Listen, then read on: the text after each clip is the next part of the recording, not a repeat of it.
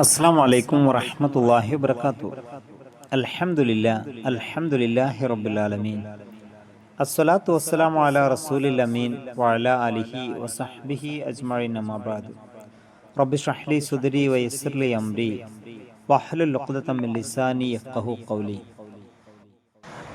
പ്രിയമുള്ള സഹോദരി സഹോദരന്മാരെ, സൂറത്ത് ശൂറയിലെ 16, 17, 18, 19 ആയത്തുകളാണ് ഇന്ന് ഈ ക്ലാസ്സിൽ നമ്മൾ ചർച്ച ചെയ്യുന്നത്. 15-ാം സൂക്തത്തിൽ വളരെ പ്രധാനപ്പെട്ട ചില കാര്യങ്ങൾ അള്ളാഹു പ്രവാചകനോടായി പറയുന്നുണ്ട്. മുഹമ്മദ്, ഈ ദീൻ നീ പ്രബോധനം ചെയ്യുക.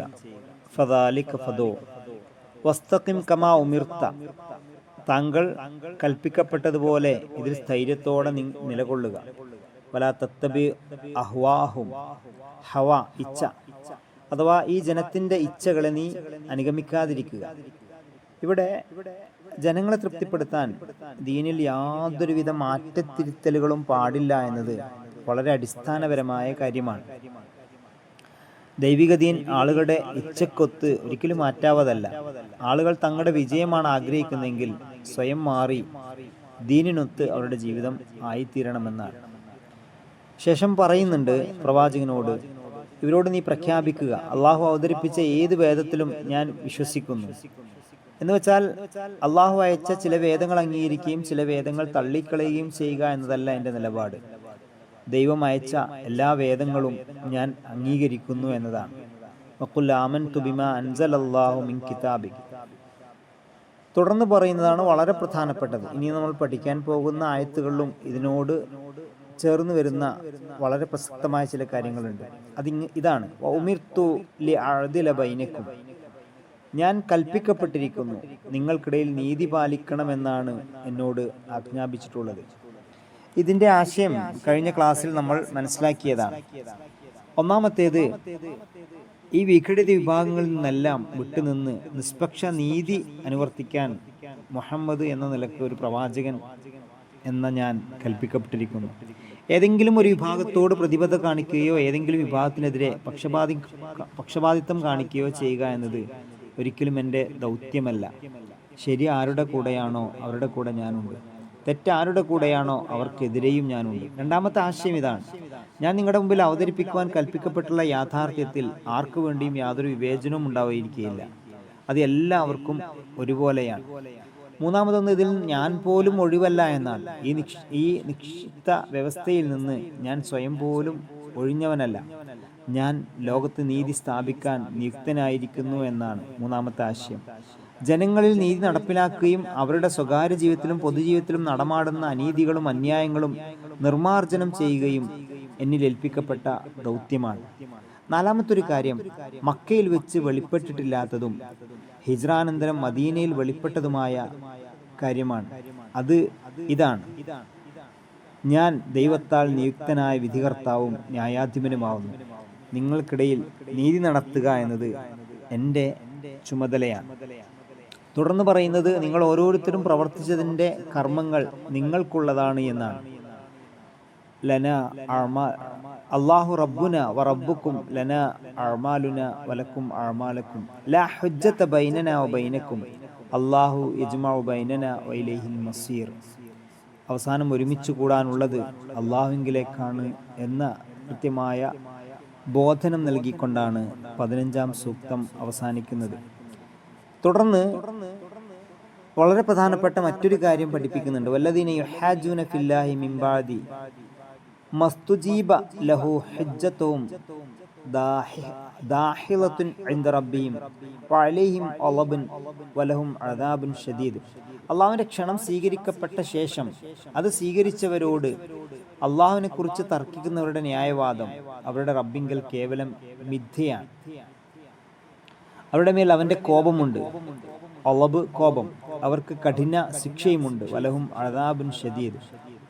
ന്യായവാദങ്ങൾ ഉന്നയിക്കുക. വല്ലദീന യുഹാജൂന ഫില്ലാഹി മിൻ ബഅദി മസ്തുജീബ ലഹു ഹുജ്ജത്തും ദാഹിലത്തുൻ ഇൻദ റബ്ബിഹിം. ദാഹിലത്ത് കേവലം മിഥ്യയാണ്. ഇത് മക്കയിലെ ഒരു പ്രത്യേകമായ സാഹചര്യത്തെയാണ് വിശദീകരിക്കുന്നത്. ഏതെങ്കിലും ഒരു കുടുംബത്തിൽപ്പെട്ട ഒരാൾ മുസ്ലിം ആയതായി ജനം അറിഞ്ഞാൽ അവർ അയാൾക്കെതിരെ കച്ചകെട്ടിയിറങ്ങും. നമ്മൾ പറയില്ല മടുപ്പിക്കുക, വെറുപ്പിക്കുക എന്നൊക്കെ. അയാളുടെ ജീവിതം പിന്നീട് ദുസ്സഹമാക്കും. സ്വന്തം വീട്ടിലോ പ്രദേശത്തോ സമൂഹത്തിലോ അയാൾക്ക് യാതൊരു സ്വൈര്യവും കൊടുത്തിരുന്നില്ല. എപ്പോഴും അവരോട് ചോദ്യങ്ങൾ ഇങ്ങനെ ചോദിച്ചുകൊണ്ടേയിരിക്കും. അറ്റമില്ലാത്ത ചർച്ചകൾ തുടങ്ങി വെക്കും. ഏതെങ്കിലും ഒരു വിധത്തിൽ അയാൾ മുഹമ്മദ് നബിയെ പിന്തുണക്കുന്നത് വെടിഞ്ഞ് നേരത്തെ അനുവർത്തിച്ചിരുന്ന ജാഹിലിയത്തിലേക്ക് അഥവാ പൂർവ്വമതത്തിലേക്ക് തിരിച്ചു വരണമെന്നായിരുന്നു അതിൻ്റെ എല്ലാം ആകത്തുക. ഇങ്ങനെ തർക്കിക്കുന്ന ആളുകളുണ്ടല്ലോ, അവരുടെ ന്യായവാദം അള്ളാഹുവിൽ കേവലം മിഥ്യയാണ്. അള്ളാഹുവിൻ്റെ കോപം അവർക്കുണ്ട്, ഒളബ് അവർക്കുണ്ട്, അലാബുൻ ഷദീദ് കഠിനമായ ശിക്ഷയും അവർക്കുണ്ട്. തുടർന്ന് പറയുന്നു, അല്ലാഹുല്ലദീ അൻസലൽ കിതാബ ബിൽ ഹഖ് വൽ മീസാന വമാ യുദ്രീക ലഅല്ല സ്സാഅത ഖരീബ്. സത്യത്തോടു കൂടിയ ഈ വേദവും ത്രാസും ഇറക്കിയത് അള്ളാഹുവാണ്. താങ്കൾക്ക് എന്തറിയാം? വിധി നിമിഷം ഒരു വേള അടുത്ത് തന്നെ സമാഗതമായെങ്കിലോ. അൻസല ഇറക്കി, അൽ കിതാബ് വേദം, ബിൽ ഹഖ് സത്യത്തോടു കൂടിയ, വൽ മീസാൻ ത്രാസ് സത്യത്തോടു കൂടിയ വേദങ്ങളും ത്രാസും ഇറക്കിയത് അള്ളാഹുവാണ്. എന്താണ് മീസാൻ എന്നതിൻ്റെ ഉദ്ദേശം? അത് ദൈവിക ശരീഅത്താണ്. അത് ത്രാസ് എന്ന വണ്ണം ശരിയും തെറ്റും സത്യാസത്യ ന്യായാന്യായങ്ങളും തൂക്കിക്കണക്കാക്കി വ്യത്യാസം വെളിപ്പെടുത്തി തരുന്നു. മുഹമ്മദ് നബിയുടെ നാവിലൂടെ ഉമിർത്തു ലിഅഅദില ബൈനക്കും, നിങ്ങൾക്കിടയിൽ നീതി പാലിക്കണമെന്ന് ഞാൻ ആജ്ഞാപിക്കപ്പെട്ടിരിക്കുന്നു എന്ന് പ്രസ്താവിച്ചിട്ടുണ്ടല്ലോ. ഈ വിശുദ്ധ വേദത്തോടൊപ്പം നീതി സ്ഥാപിക്കുന്നതിനുള്ള ഉപാധിയായ ത്രാസ് അവതരിപ്പിക്കപ്പെട്ടിരിക്കുന്നു എന്നാണ് ഇവിടെ പറയുന്നത്. ഇസ്ലാമിൻ്റെ ഏറ്റവും സുന്ദരമായ സന്ദേശമാണ് അദ്ല്, നീതി എന്ന് പറയുന്നത്. അതിനോടുള്ള ഉപമയാണ് ത്രാസ് കൊണ്ട് വിവക്ഷിക്കപ്പെടുന്നത്. വമാ യുദ്രീക ലഅല്ല സ്സാഅത ഖരീബ്. താങ്കൾക്ക് എന്തറിയാം? വിധി നിമിഷം ഒരു വേള അടുത്ത് തന്നെ സമാഗതമായെങ്കിലോ. നേടുവഴി ആവണമെന്ന് ആഗ്രഹിക്കുന്നവർ ഒട്ടും മറച്ചു നിൽക്കാതെ, വെറുതെ വസ്വാസിൽ നിൽക്കാതെ അവർ ശരിയായ മാർഗം സ്വീകരിക്കട്ടെ. വിധി നിർണയ വേള വളരെ ദൂരെയാണെന്ന് നിങ്ങൾ കരുതി കാത്തു നിൽക്കേണ്ട. ഒരു ശ്വാസത്തിന് ശേഷം മറ്റൊരു ശ്വാസമയക്കാൻ അവസരം കിട്ടുമെന്ന് ആർക്കും ഉറപ്പിച്ചു പറയാനാവില്ല. ഓരോ ശ്വാസവും അവൻ്റെ അന്ത്യശ്വാസം ആകാവുന്നതാണ്. വലിയ ഒരു നിർദ്ദേശം ഈ ഭാഗത്ത് അള്ളാഹു പങ്കുവെക്കുന്നുണ്ട്.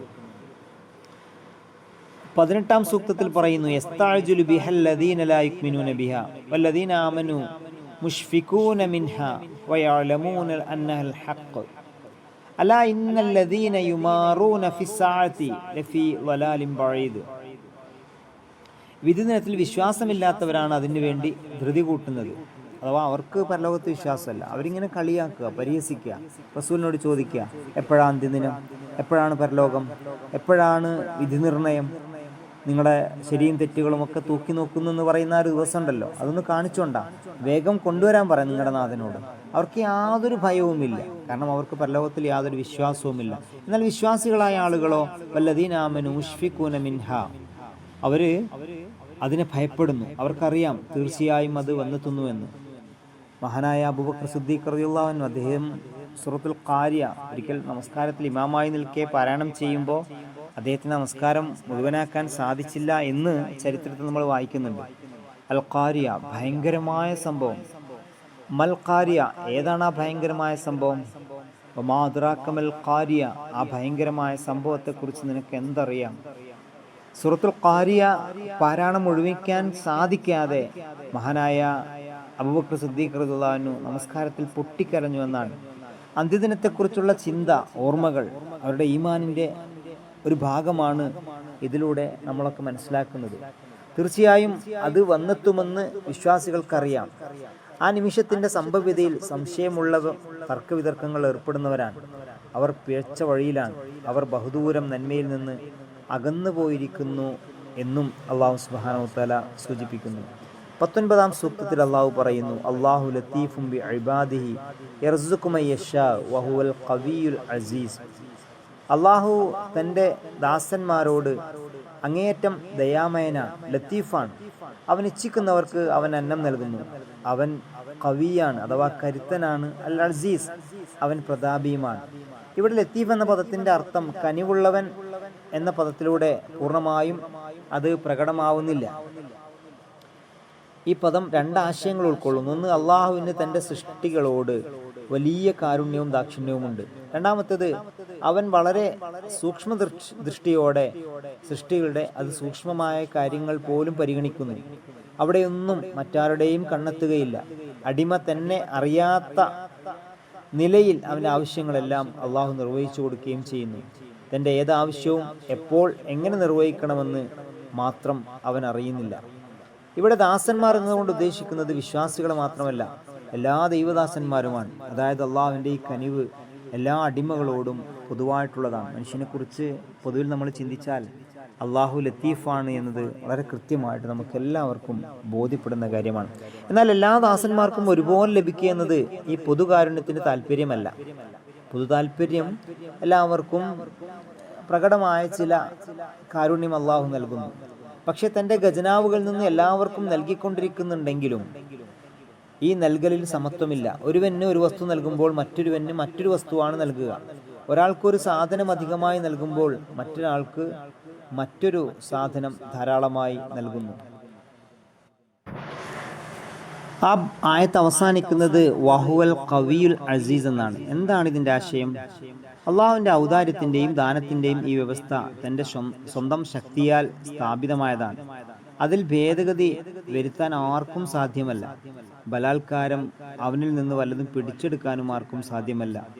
അവൻ വല്ലവർക്കും നൽകുന്നത് തടയാൻ കഴിയുന്നവരും ആരുമില്ല. അള്ളാഹു ഖവിയാണ്, അസീസാണ്.